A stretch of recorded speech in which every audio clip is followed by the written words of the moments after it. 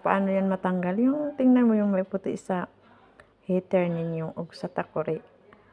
Yun, maglagay lang kayo ng suka.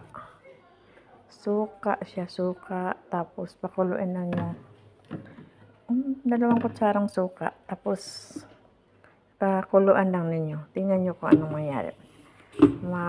Dali lang yun pag pakuluan ninyo. Tapos, ayun. Ulit ka lang. Linis na linis yan siya. Tapos, mawala na yung mga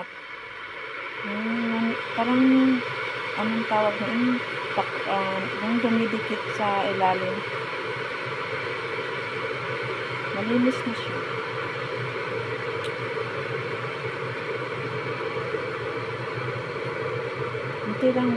Kunti lang so, yung kutsara ba? Ihalo mo sa tubig na ihalo mo sa tubig. Tapos pakuluin.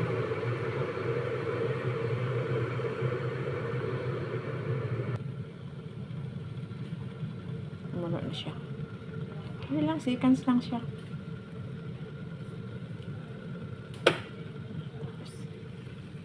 Tignan mo nga. Linis na to siya.